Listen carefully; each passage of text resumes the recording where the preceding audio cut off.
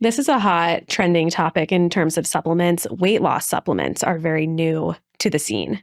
Have you had patients take any of those? What are your thoughts? Okay. It's pretty simple. Either it doesn't work, that's a placebo effect, and in those cases, it's usually not harmful. Okay. Got it. Or it works and it's toxic or dangerous. Because if it works to take away your appetite, it's a stimulant. And stimulants, which like caffeine and some of these natural things that make our body stimulants like that. And it kind of is just suppressing appetite. Is that kind of how it works? Well, it could suppress appetite, but it also, stimulants do suppress appetite, like nicotine and caffeine and cocaine, you know what I mean? But yeah, so my message is that there's a lot of natural toxins in the natural world. And herbal medicine is based on finding those poisons in the natural world and seeing their toxic effect on the body to make you speed up your heart, slow down your heart, make you urinate more, make you urinate less, put you to sleep, wake you up. If something has pharmacologic efficacy, then it is toxic. All drugs are toxic. In medical school, we learned that the first week in medical school, they work because they're poisons. And the herbs that work medicinally are poisons.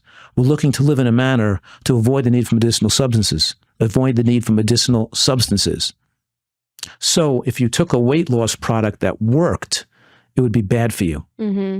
Right? When you say, some people say like goji berries are medicinal though. If you take a therapeutic level of goji berry, I don't even know. Mushrooms, like we're taking them medicinally in a supplement, right? But that's not bad? No, it doesn't do anything medicinal. Right. Oh, you're not considering that medicinal. It didn't change your pulse. It didn't kill a urinary tract infection. It didn't, put you to sleep. It didn't suddenly give you a surge of energy. If you take mushrooms or broccoli or it does nothing to the body. You don't feel any change.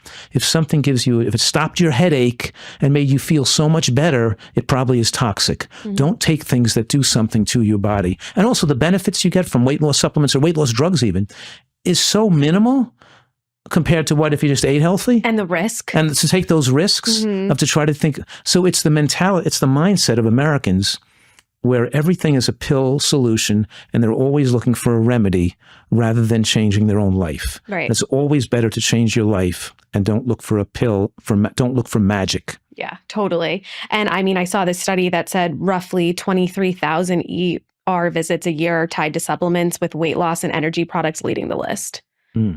Which you're saying, they're leading the list. They're acting as toxins. And sometimes they actually take a supplement they advertise as a natural product and they put drugs in there to make it more effective. And they call it natural.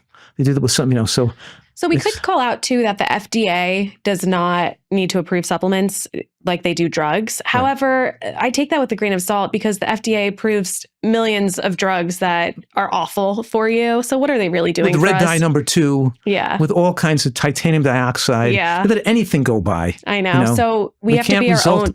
Yeah, we can't result in the government to do anything for us. Especially with health, like make America healthy again. It's not good enough. So you have to be your own health advocate for sure. Yeah, you have to know a lot, and you really need leadership and guidance, and it's hard for people because there's so much misinformation out there. Right. And that's why we do this podcast to try to reduce the amount of misinformation. Absolutely. In this field.